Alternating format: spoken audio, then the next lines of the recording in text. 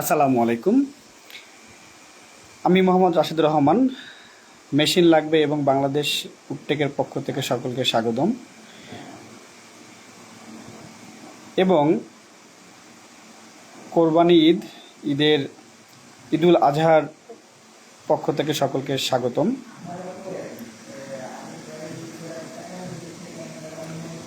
আজ একটি বিষয় শেয়ার করতে চাচ্ছি। আপনারা অনেকেই কমপ্লেন করেছেন যে আপনাদের মেশিনের খুব কমন একটি সমস্যা হয়।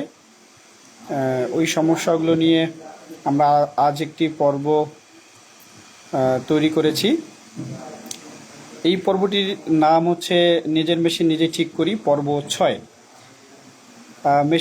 এই পর্ব আজ আমরা যেটা আলোচনা করব তা হলো মেশিন কিছু কিছু সময় অন হয় না। অর্থাৎ আমরা জানি যে মেশিনগুলো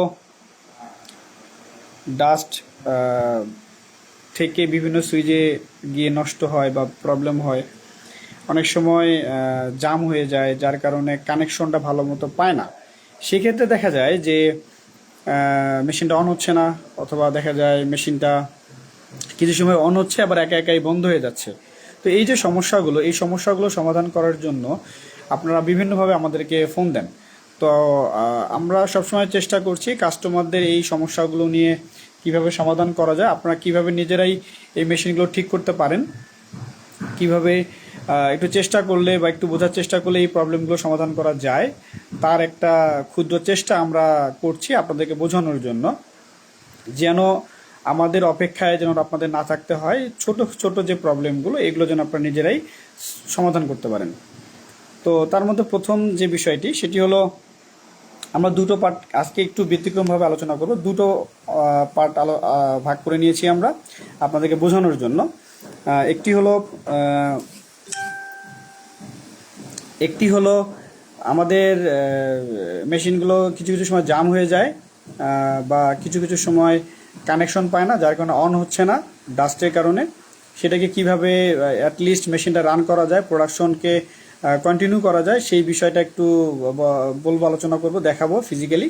এবং আরেকটি বিষয় দেখাবো, যেহেতু ঈদের মাস অলরেডি 2-3 দিন আছে ঈদের বাকি, আমরা অনেকেই চলে যাব। সেই ক্ষেত্রে মেশিনগুলো যেন সুরক্ষিত রেখে আমরা যেতে পারি এবং পরবর্তীতে ঈদের পরে ছুটি শেষ হওয়ার পর যখন আমরা রান করব, যেন ইনশাল্লাহ আবার পুনরায় যেন রান হয় ফ্যাক্টরিগুলো, সেইটাকে কি করা যায় সেই বিষয়টা নিয়ে একটা আলোচনা করব। তো দুইটা আজকে আলোচনা করব দুইভাবে। তো প্রথমে আলোচনা করছি মেশিনটাকে কিভাবে আমরা অন করব তাৎক্ষণিকভাবে। তো আমরা মেশিনের কাছে যাই, গিয়ে একটু আলোচনা করি। এর পাশাপাশি বলি যে ম্যাগনেটিক কন্ডাক্টর আপনারা অনেকেই জানেন। আমি একটা জিনিস দেখাবো, ইলেকট্রিক যে জিনিসগুলো, তার মধ্যে একটি হলো ম্যাগনেটিক কন্ডাক্টর, একটি হচ্ছে সার্কিট ব্রেকার। অর্থাৎ ম্যাগনেটিক কন্ডাক্টর এবং সার্কিট ব্রেকার দুটোই সেম, অলমোস্ট সেম। তো শুধুমাত্র ফাংশনিংয়ের ক্ষেত্রে একটু আলাদা। আর সুইচিং তো আপনারা বোঝেন যে আমরা যেমন ঘরের মধ্যে লাইট বন্ধ করে অন অফ করি, ঠিক ওই রকমটাই। আমি একটু দেখাই আপনাদেরকে।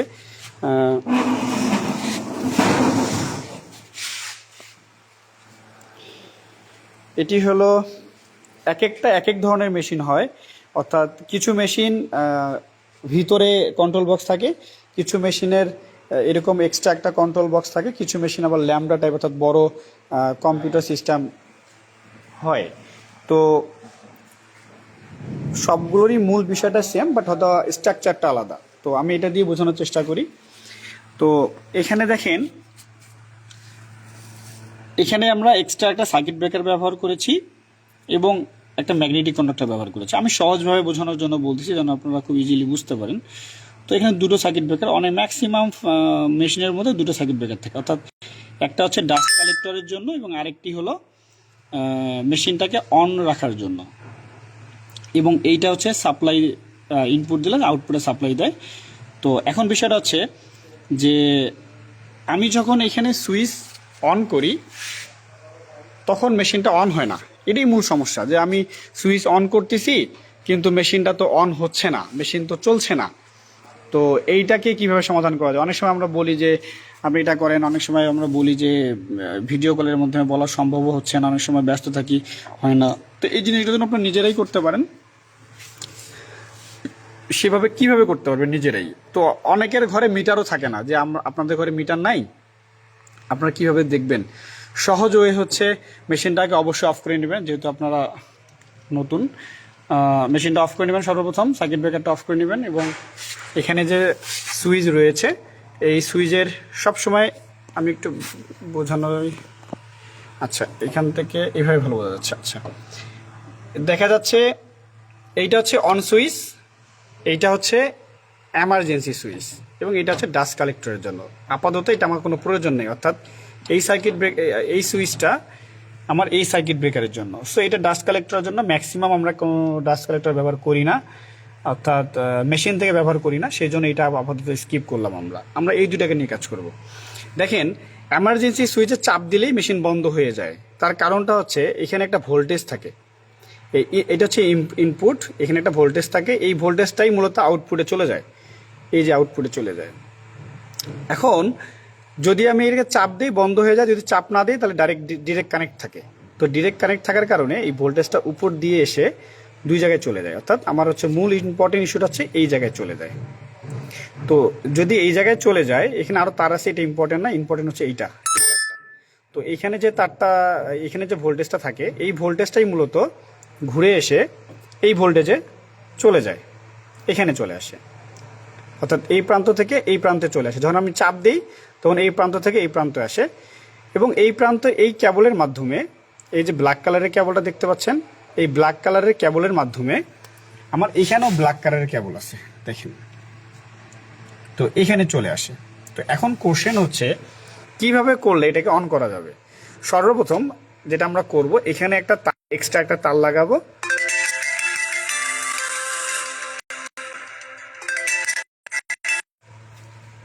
আমরা এখানে একটা এক্সট্রা একটা তার লাগাবো। আমরা আন্তরিকভাবে দুঃখিত, একটি ফোন আসছিল। আচ্ছা আমরা আবার করি। তো এখানে যে কেবলটি রয়েছে, এই কেবলটি দিয়ে আমার এখানে চলে আসবে। এই যে আমার এইটা হচ্ছে A1, এটা হচ্ছে A2। এখন কোশ্চেন হচ্ছে যে আমরা যদি এখানে একটা এক্সট্রা কেবল এই প্রান্ত থেকে এই প্রান্তে লাগিয়ে দিই, অর্থাৎ একটা ধরলাম এটা একটা কেবল, আমার শর্ট কেবল আমি এখানে লাগিয়ে দিলাম। তো এখানে এইভাবে লাগিয়ে দিলে আমি এই যে চাপ দিচ্ছি, এই চাপ দিয়ে যে অন করার যে বিষয়টা, চাপ দিচ্ছি ঢুকে যাচ্ছে এবং এটাকে অন করে দিচ্ছে, ভোল্টেজটা উপর থেকে নিচে আসতেছে, এই চাপটা দেয়া লাগবে না। তখন আমি তো, এটা তো নর্মালি ওপেন থাকে, এরকম ওপেন থাকে, যদি চাপ দিই তাহলে ক্লোজ হয়ে যায়, তখনই ভোল্টেজটা উপর থেকে নিচের দিকে পাস করে। তো যখন আমি এটাতে শর্ট করে দিব, অর্থাৎ এই প্রান্ত থেকে এই প্রান্ত শর্ট করে দিব, তখন তো ভোল্টেজ ডিরেক্টলি পাস হচ্ছে, চাপ দেওয়ার কোনো প্রয়োজন নেই।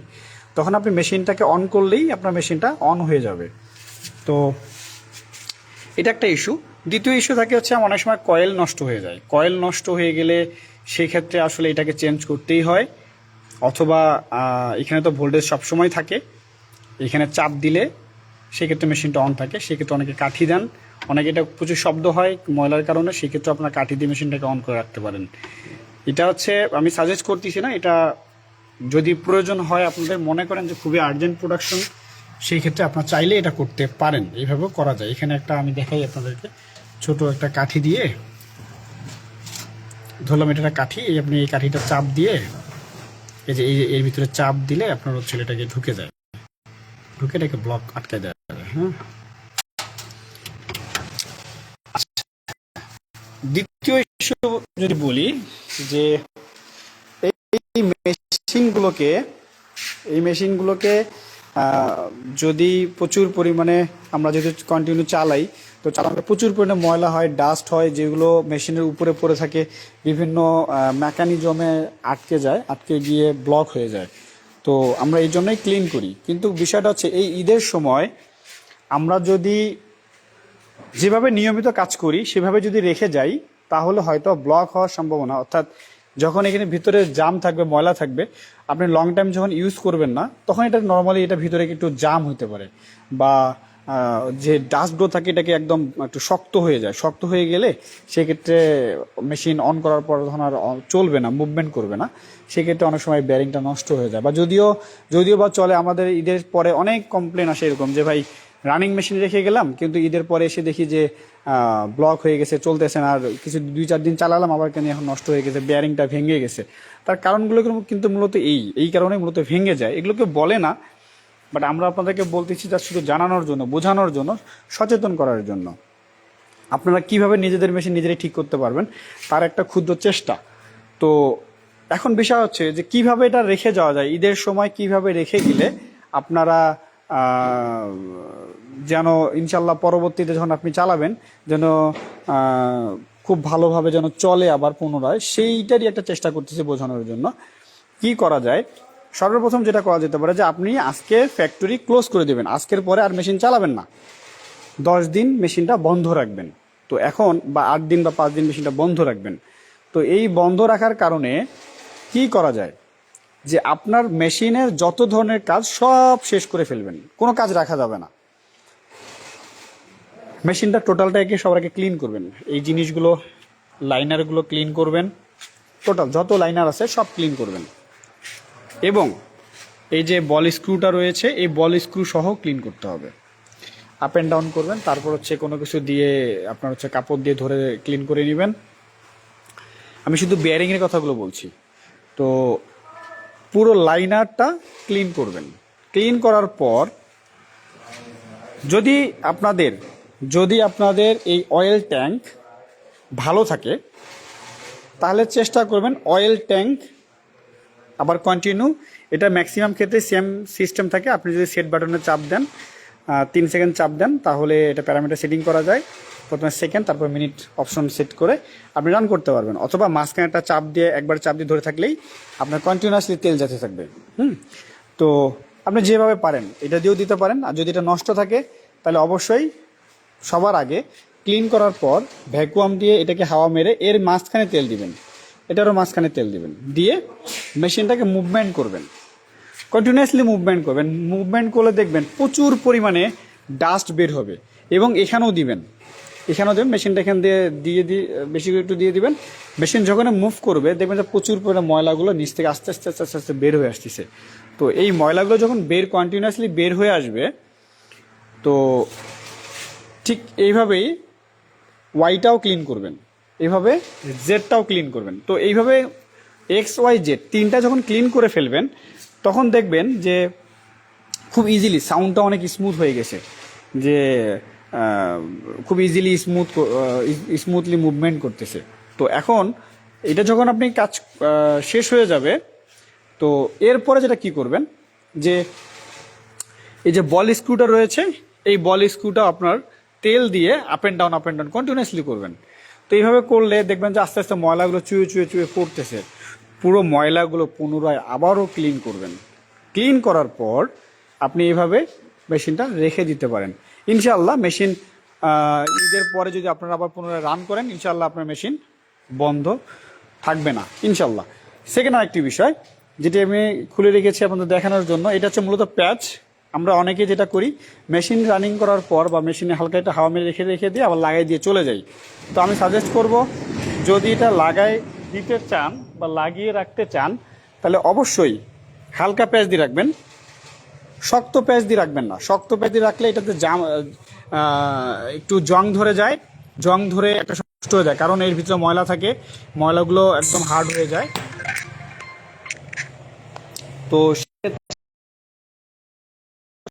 আবারও হতে পারে, জাম হয়ে যেতে পারে, অনেক সময় খুলতে গিয়ে আটকে যায়, এই কমপ্লেনটা অনেক ক্ষেত্রে আপনারা করে থাকেন। তো এই সমস্যাটা মূলত এই কারণেই হয়। তো আশা করি বিষয়গুলো আপনারা বুঝতে পারছেন, এবং যতটুকু পারা যায় এই মেশিনের যে কন্ট্রোল বক্সটা আদার্স অন্য জায়গাগুলো আছে এগুলো সব ক্লিন করে রেখে দেওয়ার চেষ্টা করবেন। তো আমরা আমাদের জায়গা থেকে সর্বোপরি চেষ্টা করছি যে নিজের মেশিন নিজেই ঠিক করি অনুষ্ঠানে যেন আপনারা নিজেরাই এই বিষয়গুলো সচেতন হয়ে বা আপনারা অনেকেই এই কাজগুলো করেন, তারপরে ওই কথাগুলো বলা এই কারণেই যেন আপনারা নিজেরাই এগুলো করে গেলে যেন পরবর্তীতে এই নিজেদের এই সমস্যাগুলো আবার ফেস না হইতে হয়, এই জন্যই মূলত আলোচনা করা। তো ইনশাল্লাহ আপনাদের সকলের জন্য দোয়া রইল এবং আমাদের জন্য দোয়া করবেন। পুনরায় আবারও অগ্রিম ঈদুল আজহার শুভেচ্ছা।